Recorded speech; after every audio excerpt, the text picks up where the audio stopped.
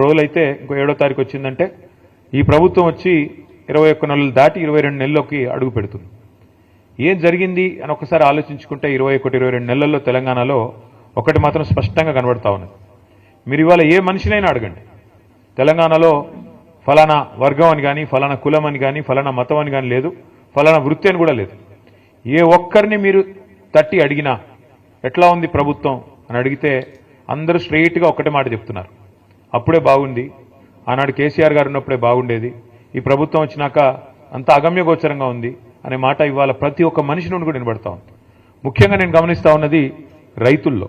ఇప్పుడే నేను కాంతారావు గారిని అడుగుతా ఉన్నా, అన్న మరి కొత్తగూడెం జిల్లాలో యూరియా సమస్య ఎట్లా ఉంది, యూరియా ఉందా సమస్య లేదా అంటే భయంకరంగా ఉందన్న, యూరియా సమస్య కాదు సంక్షోభం, అది ఆ స్థాయిలో భయంకరంగా ఉంది, రాష్ట్ర వ్యాప్తంగా ఉన్నట్టే మా దగ్గర కూడా తీవ్రంగా రాత్రికే వచ్చి లైన్లు కడుతున్నారు, ఉదయం 3 గంటలకు వస్తున్నారు, చివరి కొంతమంది అక్కడనే పడుకుంటున్నారు, ఆ పరిస్థితి వచ్చింది. ఎన్నికలకు ముందేమో హామీల జాతర, ఎన్నికల తర్వాత ఏమో చెప్పుల జాతర అన్నట్టుగా ఇవాళ ఏ పిఎస్సిఎస్ కేంద్రం దగ్గర పోయినా, ఏ సొసైటీ కేంద్రం కాడికి పోయినా చెప్పులు వరుసలో భయంకరంగా కనబడతా ఉన్నాయి. కానీ ఒక్క మాటకు మాత్రం మనం ఒప్పుకోవాలని చెప్తున్నాడు ఇప్పుడే కాంతారావు గారు. ఏంది అదంటే అన్నాడు రేవంత్ రెడ్డి గారు నిజాయితీగా ముందే చెప్పాడన్నా, ఆనాటి రోజులు తిరిగి తెస్తానన్నాడు, నిజంగానే తెచ్చాడు. ఆనాడు కాంగ్రెస్ పాలనలో ఏ రోజులైతే ఉండేదో ఆ రోజులు మళ్ళీ తెచ్చాడు. మళ్ళీ కరెంట్ సరిగ్గా రావట్లేదు, మళ్ళీ మోటార్లు కాలిపోతున్నాయి, మళ్ళీ ట్రాన్స్ఫార్మర్లు వెళ్ళిపోతా ఉన్నాయి, మళ్ళీ రైతులు చెప్పుల జాతర పెట్టి పరిస్థితి వచ్చింది. వాస్తవంగా చెప్పాలంటే ఆయన నిజాయితీగా మోసగాడన్నా రేవంత్ రెడ్డి గారు, నిజాయితీగా మోసం చేశాడు, చెప్పి మరీ చేశాడు. ప్రజలు ఆయన చెప్పాడు, ఎలక్షన్లకు ముందే చెప్పాడు, ఆయన కొత్తగా ఈరోజు చెప్తలేడు. రేవంత్ రెడ్డి గారు నిజాయితీగానే మోసం చేసిండు. ఆయన అన్నాడు ప్రజలు మా చేతుల్లో మోసపోవాలనే కోరుకుంటారు. మీరు చూసే ఉంటారు ఆ వీడియో. మరి వాళ్ళు మోసం చేయాలంటే వాళ్ళకి మాట ఇవ్వాలి, మోసం చేయాలి, అదే మేము నేర్చుకున్నామని చెప్పాడు, చేశాడు. నిజానికి మనం ఆనాడు కొంత ఓవర్ కాన్ఫిడెంట్గా కూడా పోయాం.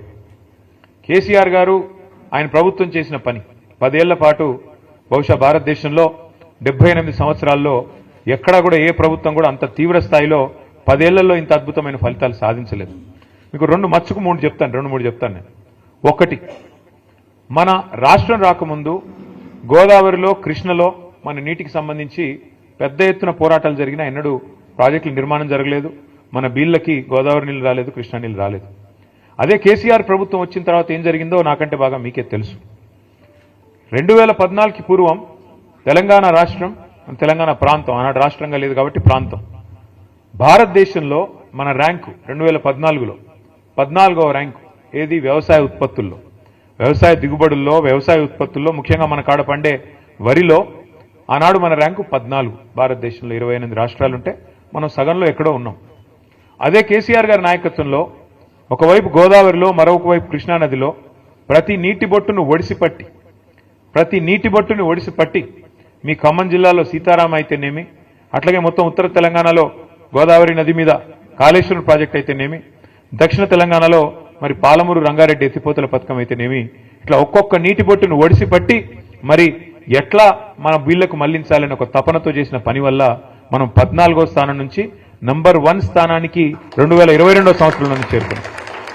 ఇది సామాన్యమైన ఫీట్ కాదు, ఏదో డైలాగులతోనో ఊగదంపుడు ఉపన్యాసాలతోనో అయిపోయే పని కాదు. మీకు అర్థం కావడం చెప్తా ఉన్నా. తెలంగాణలో జరిగిన ఎఫర్ట్ ఏంటి అంటే కేసీఆర్ నాయకత్వంలో తెలంగాణ భూభాగం కనుక మీరు ఒకసారి అధ్యయనం చేస్తే ఎట్లా ఉంటుందంటే, ఎందుకంటే మీరంతా ఆలోచన పరులు, 10 మందికి చెప్పగలిగిన శక్తి ఉన్న వాళ్ళు, ముఖ్యంగా కార్మిక సంఘాల్లో విస్తృతంగా పనిచేసేవాళ్ళు కాబట్టి మీకు